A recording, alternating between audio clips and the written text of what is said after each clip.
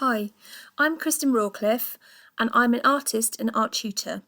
In this short video, I'm going to talk to you about working wet on wet in watercolour. I'm going to show you 4 examples of effects you can get using wet on wet techniques. The first is a simple graded wash suitable for a sky. Then I'm going to show you how to add clouds to a sky. Next, I'll be showing you a multicolour graded wash suitable for a sunset. And finally, an abstract blur which is suitable for a background or for an area of landscape. The materials I'm using today are St. Petersburg White Night paints, which are very rich and beautiful in pigment and very punchy. I hear a lot of people saying that watercolours are wishy-washy. These definitely are not wishy-washy. And I'm using from the pan, not from a tube. I've got a 12-pan set, which is fine for most occasions and for sketching, but I'm also using a 36-pan set just so I've got some slightly more interesting colours available to me. I've got a 1-inch flat watercolour brush and some 300 GSM cold-pressed watercolour paper. This video is about painting wet on wet. What I mean by painting wet on wet with watercolour is that when you use your paintbrush to put the paint onto the paper is wet. The watercolour paint will move around and spread on a wet surface until it dries, which can make it a little bit unpredictable, which is why it's really good to have a little bit of a practice first. When you paint onto dry paper, you get a nice crisp line with your watercolour, but painting onto wet, it will move about. It gives lovely soft blurry effects and it's good for skies, backgrounds, landscapes or anywhere where colour changes gradually within an area. It's important not to put too much water onto the paper as it needs to look glossy rather than to stand on the paper. I've got my board slightly propped up here, but working flat is fine as well.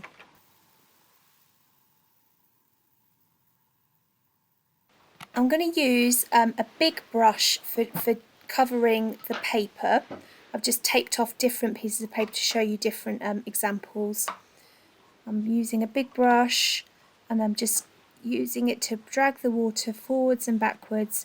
I'm missing out the top strip, but you see I'm quite quickly cover it with my big brush. I'm going to mix some colour at the top because when you put the colour into the water, it dilutes it slightly, and I want some quite intense colour at the top, so I'm going to use it. I'm mixing 2 blues onto my palette, and I'm just going to paint that straight onto the paper across, and as it comes down into the wet paper, you can see it starts to spread out, and it just softens as you get to the bottom of the page. I missed a little bit. I'm just going to go back with some colour from my palette just to fill that in.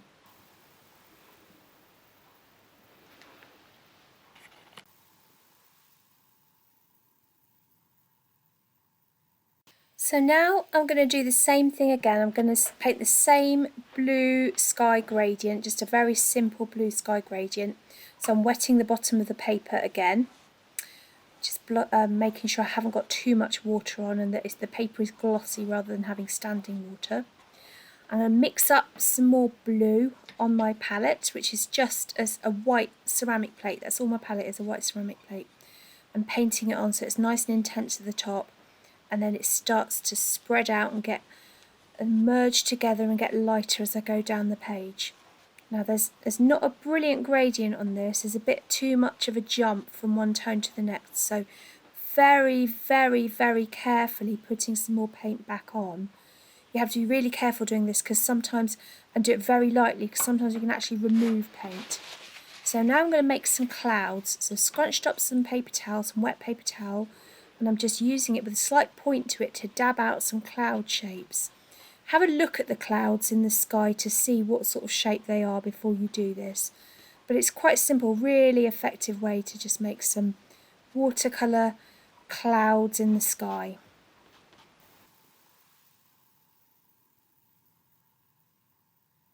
The next example I'm going to show you is a simple multicolour gradient, which will mean laying down some colours next to each other on wet paper so they bleed and merge together. I'm going to paint a sunset.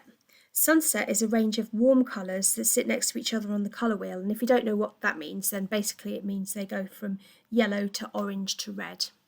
Okay, so I'm going to wet the paper again. I'm leaving a little notch of dry white paper, which is going to be the sun, because I want the sun to stay white. It's like got that white heat that's radiating out into pale yellow, then warmer yellow, then orange, then red across the sky. The paint won't spread on that dry bit of paper. I know it's only tiny, but we're just leaving a little dry mark for the white sun. And I'm getting my cool pale yellow, this is a lemon yellow, and brushing it across the wet paper. I'll give it a couple of coats there, another strip. Just bring it up a little bit higher than you think you possibly need it, because it won't be darker than it. You go light to dark with watercolour. This next colour is a cadmium yellow, so that's very slightly darker and very slightly warmer. Just making sure that brushes all the way across. And you can see that it's a nice soft join in between it, there's no lines.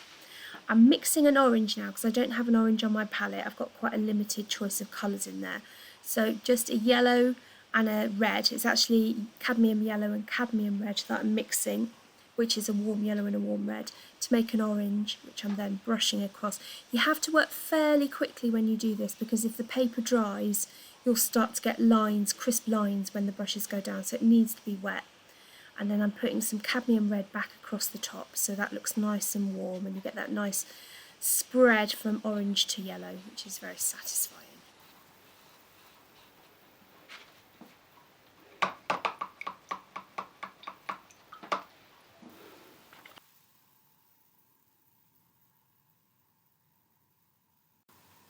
For my last example, I'm going to fill a sheet with a blend of colours in an abstract kind of a way. This can be good for backgrounds, or depending on what you're painting, can be good for changing areas of colour within a picture. For example, if you're painting part of a landscape, you might have a variety of yellows and greens and blues that kind of merge together, and this is a really good way to do that if you wet this specific area that you want the colour to change within. Colours will merge and mix slightly unpredictably because the water spreads about after you've finished painting it with your brush, and it'll stop moving when it's dry. But actually the unpredictability is part of the fun and the beauty of watercolour. Now, if you don't know about colour wheels, I suggest you have a look at my website. I'll pop the link below because I've written a bit about colour theory and colour mixing to help you. Basically, you want to use colours that are near to each other on the colour wheel, which will sort of complement each other and look nice. If you use colours that are opposite to each other, you can end up with a lot of browns and muddy type colours that spoil the effect you're trying to achieve. Okay, so I'm wetting my paper again with my brush, and I'm thinking about what colours to use now. I'm going to use some warm colours for this little blurry background. And I think I'm going to use yellows and pinks and reds. They're sort of near to each other on the colour wheel, and they're quite vibrant. So it's just really for decorative effect, this kind of little patch test.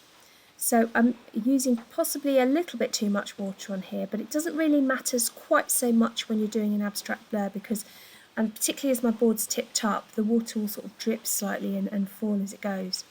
I'm using a bigger choice of watercolour paints here than I've got in my basic palette, because I've got some slightly prettier colours. So I've got a nice carmine here and a nice golden yellow that look very pretty together, and you can see that it's kind of dripping because there's quite a lot of water on the paper.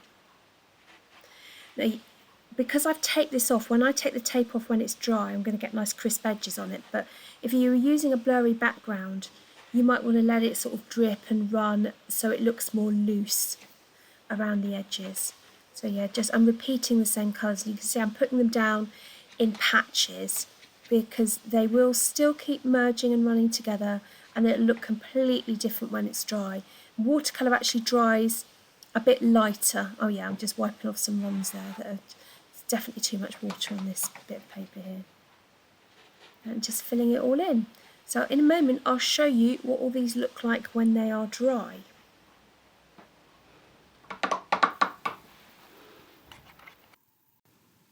So there you go, some wet on wet watercolour examples for you to have a go at home. A simple graded wash, a sky with clouds, a multicolour graded wash and an abstract blur. Have a try at these and have a try at them again with different colours, and then have a look at what you've done and see what kind of subject matter you think those different colours might fit. Don't be afraid to make mistakes, because you will make mistakes. It's how you learn, and learning is all about playing, particularly with watercolour. Most of all, just go and have fun.